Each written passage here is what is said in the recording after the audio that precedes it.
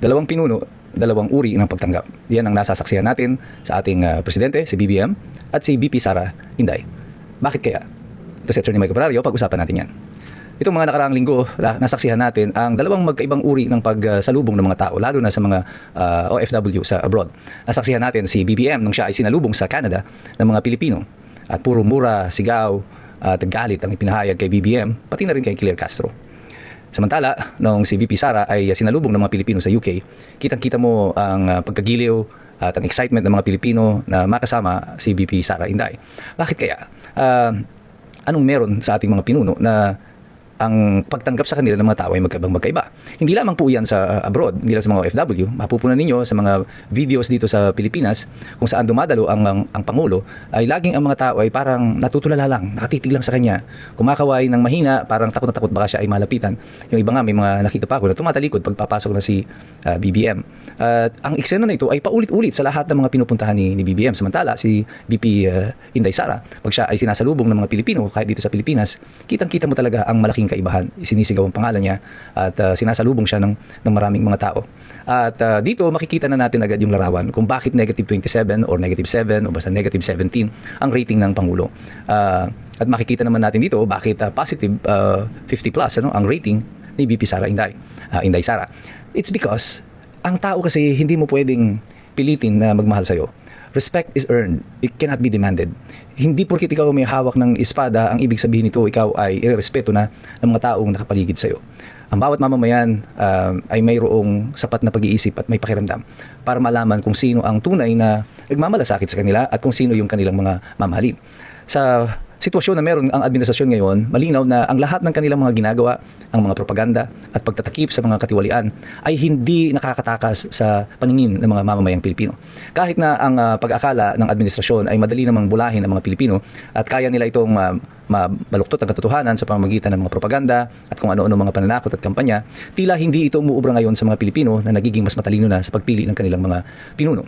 At kung pagbabasihan natin ang reaksyon ng mga tao, ang statistika, mukhang malabo talaga na makahabol ang administrasyon sa popularidad ni VP Inday Sara. At ito marahil ang isa sa mga dahilan kung bakit ito impeachment na ito, while it is a propaganda by the administration, seems to have failed. Doon pa lang sa Article 4, it is an utter failure.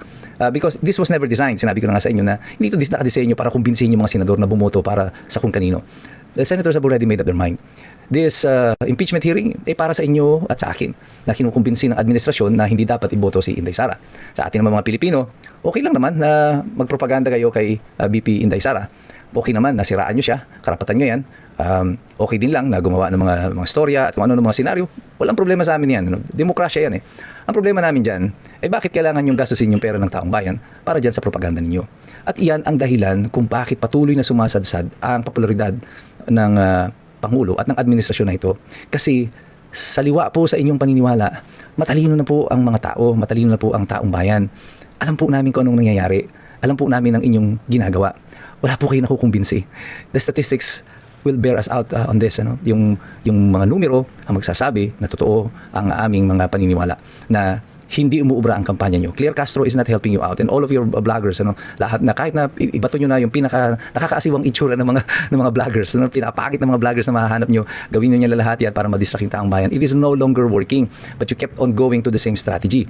Somebody has to be fired. Kailangan na kayo magtanggal siguro ng mga political strategies ninyo because everything that they're telling you is not working.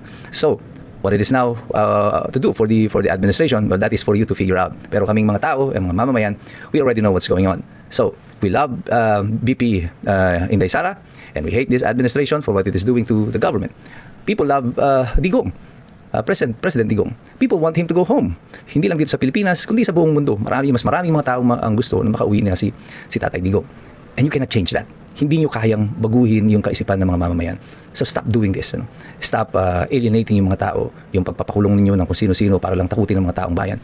Hindi na po uubra yan. May hangganan ang pagkatakot ng mga taong bayan at uusbong at maghahanap ang mga tao ng tunay na katarungan at katwiran. Kasi patuloy kaming nagmamasid, nakikilahok, nag-aaral. Kasi alam naming lahat, mahirap makialam ang taong walang alam. God bless you, God bless us all. Mabuhay ang Republika ng Pilipinas. And we are the resistance.